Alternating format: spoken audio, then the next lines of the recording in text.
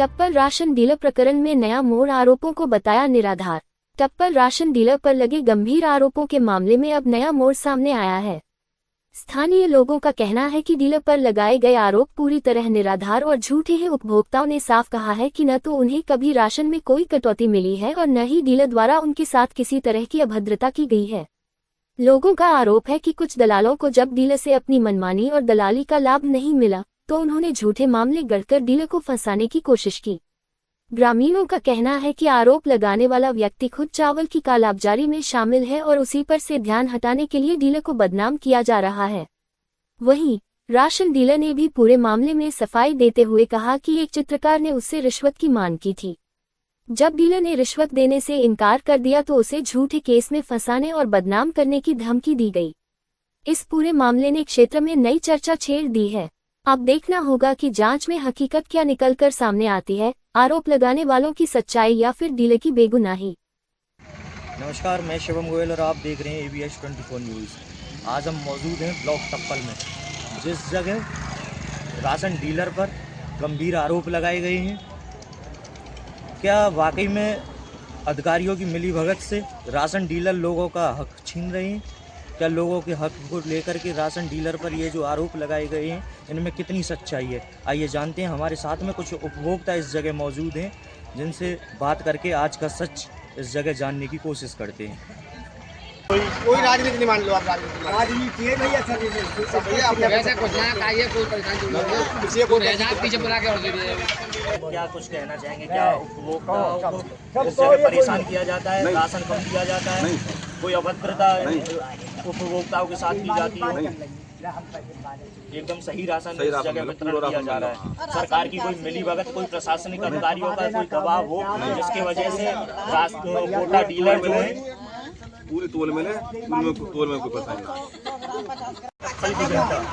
जिसका कहना है कि राशन उनको सुचारू रूप से ठीक तरीके से मिलता है, ना कोई तोल में कोई दिक्कत है, ना ही राशन डीलर के साथ में कोई अभद्रता हमारे साथ की जाती है। तो ये मामला क्या है? हमारे साथ में राशन डीलर जो इस जगह मौजूद हैं, उनसे कुछ वार्तालाप करते हैं और जानते हैं इसकी सही सच्चाई क्या है। डीलर साहब, क्या नाम है आपका और कहाँ के रहने वाले? जी, मेरा नाम लोकेश कुमार शर्मा है, राशन डीलर टप्पल से हूँ मैं। ये जो आप पर आरोप लगे हैं, किस तरीके से किसके द्वारा ये आरोप लगाए गए हैं और क्या ये कुछ आप कहेंगे इस बारे में? ये सर, ये आरोप लगाए गए हैं दिनेश शर्मा और कल्लू नाम का व्यक्ति है, जो टप्पल में मेरी दुकान के कुछ ही दूरी पे, आप चेक कर लेना, कुछ ही दूरी पे वो चावल खरीदने का काम करता है। और आप जनता से ही पूछ सकते हैं, पूरे गांव में किसी से जानकारी कर सकते हैं कि वो चावल खरीदने का काम करता है। उसने ये बताया है कि मेरी आटा चक्की की दुकान है, जबकि आप मौके पे देख लीजिए, पूरे गांव में किसी से पूछ लीजिए, आटा चक्की कोई दुकान वहाँ पे नहीं है। वो मात्र केवल चावल खरीदने का ही काम करता है। उसने मुझ पर आरोप लगाए हैं कि मैं कम तोलता हूँ। जनता आपके सामने है, आपके लिए छूट है, जनता के लिए छूट है। जनता बताए कि मैं कैसा राशन बांटता हूँ। कहा तो ये भी जाता है कि प्रशासनिक अधिकारियों की मिलीभगत से आप ये काम कर रहे हैं। कोई मिलीभगत नहीं है सर, उसकी जांच की जाए। मैं जांच के लिए तैयार बैठा हूँ। पब्लिक से पूछा जाए, जांच की जाए, ये भी जांच की जाए कि वो चावल खरीदता है कि नहीं खरीदता है। उसने मुझे धमकी का झूठा आरोप लगाया मेरे ऊपर। मैंने उसे कोई धमकी नहीं दी है। मैंने उसे कई बार मौखिक रूप में बोला है, भाई तुम चावल मेरे दुकान के पास मत खरीदा करो, मुझे परेशानी होती है। तो वो मेरे से धमकाता, उल्टा मुझे धमकाता है। मैं अच्छे खरीदूंगा, मैं पैसे देता हूँ। मुझसे बोला मैं पैसे देता हूँ, अच्छे खरीदूंगा।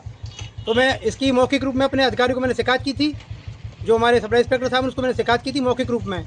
उन्होंने बोला है मैं किसी दिन आके उस पर छापा मारूंगा, उसको देखूंगा। मैं तो बोला उन्होंने, मैं अपने आप जानकारी करके मैं उसको देखूंगा। क्या पूर्व में आपका उनसे कोई विवाद हुआ है?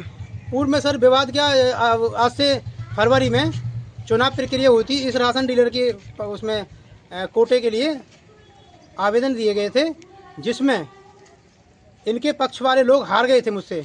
171 वोटों से मुझसे हारे थे। इनके 285 वोट, 214 वोट थे, मेरे 385 वोट थे। 171 वोट से ये हारे थे, जिस कारण ये द्वेष भावना मुझसे उसी दिन से मानते हैं।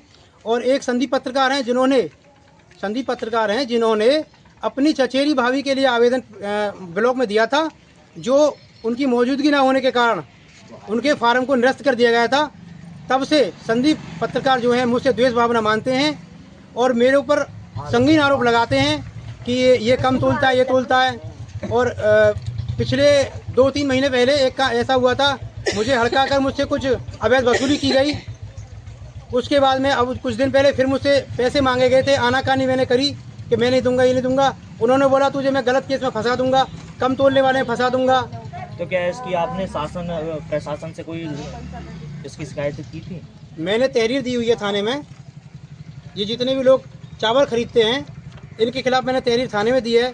संदीप पत्रकार के खिलाफ भी मैंने तहरीर दे रखी है, अभी थाने में दी है, डीएम साहब को दी है, एसएसपी के लिए दी है, सीएमओ को दी है, पीएमओ को दी है।